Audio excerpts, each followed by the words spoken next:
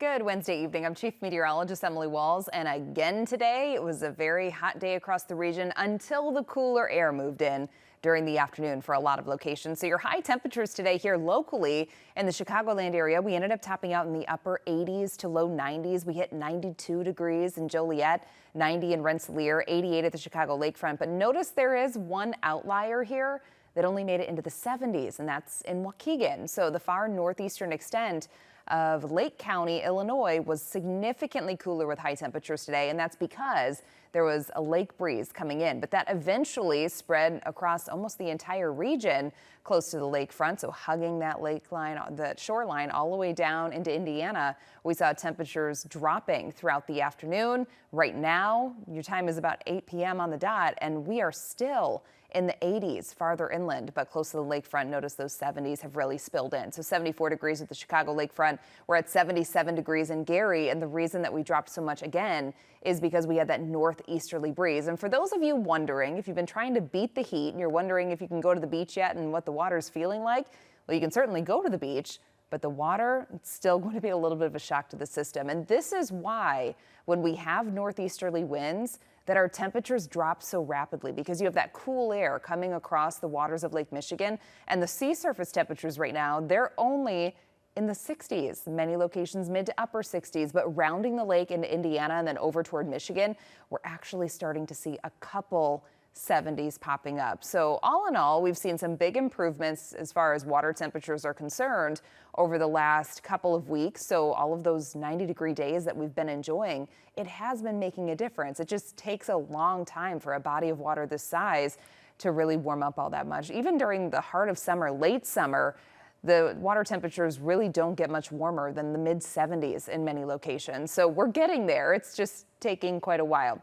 Let's take a look at our weather pattern that we've been dealing with. And really for the last couple of days, we've been talking about that heat dome that's over the eastern half of the U.S. And it comes down to that high pressure system that's basically been in place since earlier this weekend. So on Saturday, we really started to feel the heat building here in the Chicago area across the mid-Atlantic states, the Northeast. It wasn't until Sunday and Monday that we really started to see that heat building. And you'll notice here from this map, what I want you to focus on is that shaded area of darker orange. So you can see where it's highlighted. We have that clockwise flow around that high pressure system.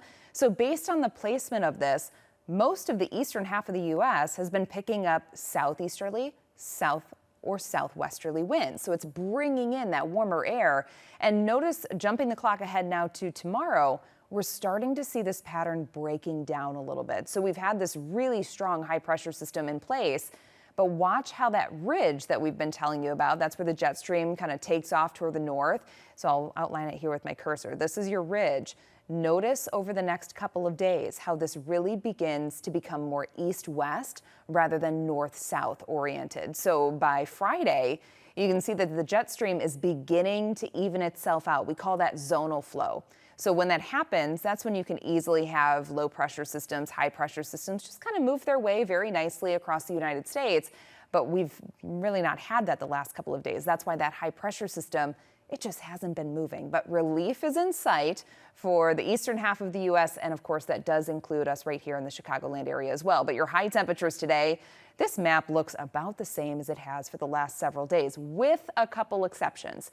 So in Chicago, we actually saw high temperatures in the upper 80s and low 90s today, but just barely north of us into places like Wisconsin, especially Minnesota, portions of northern Michigan, the temperatures were significantly cooler. And again, that's because of that ridge that's beginning to flatten out. So that warmer air that surges up from the south, it can only go as far north as that jet stream allows it to. So now that the jet stream is beginning to take a dive further to the south, it's going to allow some of that cooler air from the north to spill back into portions of the lower 48. So we're getting there. We have some cooler conditions on the way, but the next couple of days, we are still expected to be pretty warm, pretty humid, because this frontal boundary that you see that's draped right across the area, right now it's in the form of a warm front because it's lifting to the north.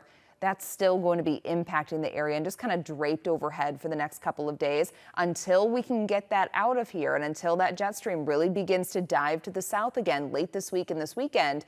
Up until that point, we're still going to be very hot and muggy. So the satellite and radar, something I want you to take note of here on this is notice the yellow shadings showing up over portions of the Carolinas and then also over portions of the plains. So those are severe thunderstorm watches, and we have several warnings that have been taking place along these frontal boundaries. But around a high pressure system, you have clockwise flow. So pay attention over the Carolinas right now, how we have this clockwise wind flow. If you were to broaden this out, notice how I'm kind of spinning my cursor way around. We get something that's called a ring of fire. So typically in this weather pattern, you have reoccurring bouts of showers and thunderstorms. And oftentimes, especially in the summertime, when we have this really large ridge in place and all of this heat and humidity that we're working with, there's quite a bit of fuel for these thunderstorms. So the Storm Prediction Center here, this is the severe weather outlook for today.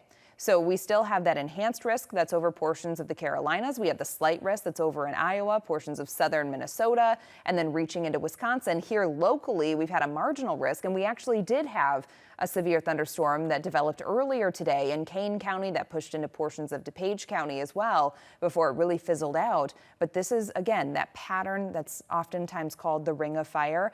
I'm going to now change this map over to what you can expect tomorrow, and you can see it's the same exact areas that are going to be stuck in this stormy weather pattern. So again, tomorrow we have isolated strong to severe storms that are just going to be kind of outlining that high pressure system. And same goes for Friday later this week, but you'll notice it's starting to break down. So that weather pattern, it's beginning to change by the end of this week, and then we're finally going to see a lot of this extreme heat coming to an end, but also this really stormy weather pattern, that too should start to come to an end for a large portion of the country. Let's take a look at some of these categories, because I've had quite a few questions of why do we talk about marginal risk, slight risk, what does it really mean? So all of these categories, these are coming from the Storm Prediction Center, and there's 5 of them. So they rank days and the severe weather threat based on this 5-category system. High being the highest threat. You can see that in magenta color on the far side of your screen. And then today, here locally, we have that marginal risk. That's what we're going to be dealing with for the next couple of days. So it means isolated severe storms are possible, meaning just a couple here or there. Not everybody's going to see it. It's not a widespread event.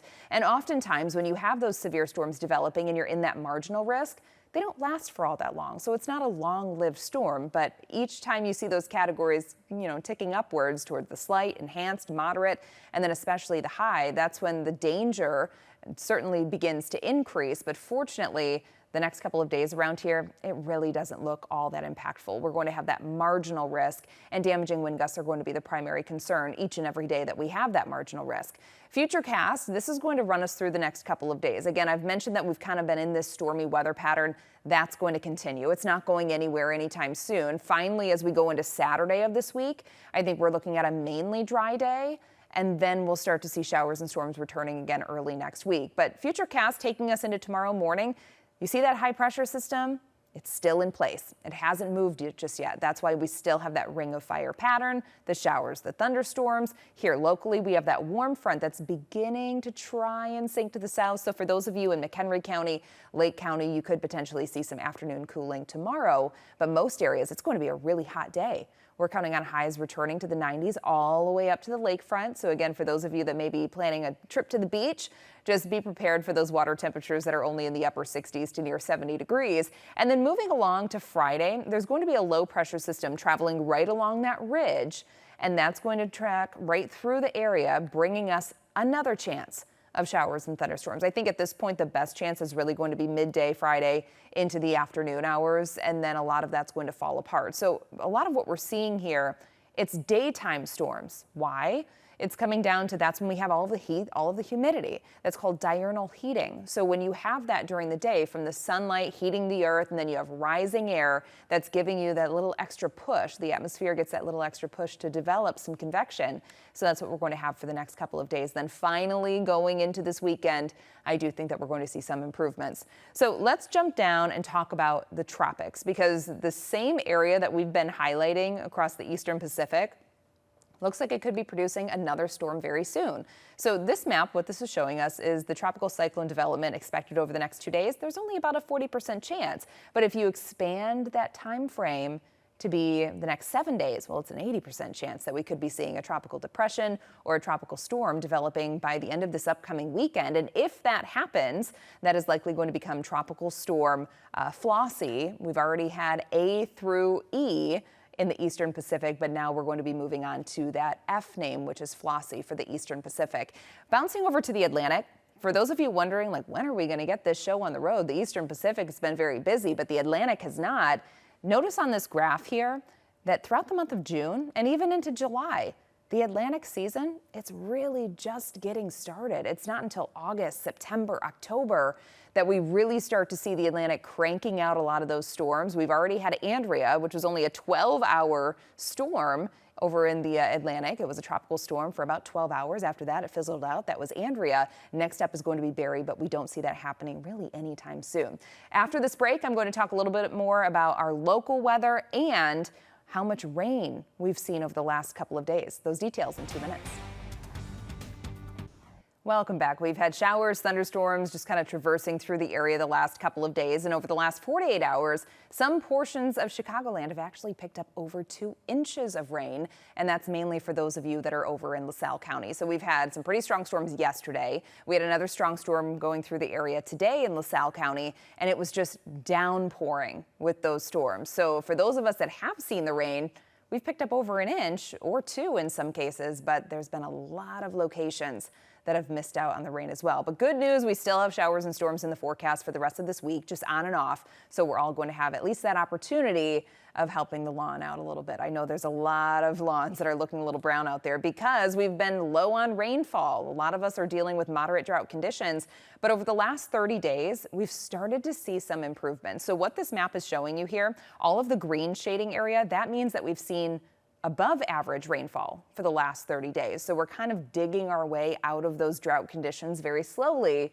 but at least we're moving in the right direction. Here's what you could expect tonight. We'll have a spotty shower storm. Otherwise, we're partly cloudy. Low temperatures tonight are going to be in the low 70s. So if you don't have AC, open up the windows, get that fresh air in. The humidity, it's still going to be a tad high, but tomorrow we're kicking it into high gear again. We're counting on low 90s all the way to the lakefront. That humidity, that's going to be in full swing too. So we're counting on heat indices that are likely going to be right around 100. And if you have plans for this weekend, we are tracking a shower and thunderstorm threat. But temperatures by Saturday, they shouldn't be quite as extreme. I'll have a full look of your forecast coming up on the news at 9 p.m. We'll see you soon.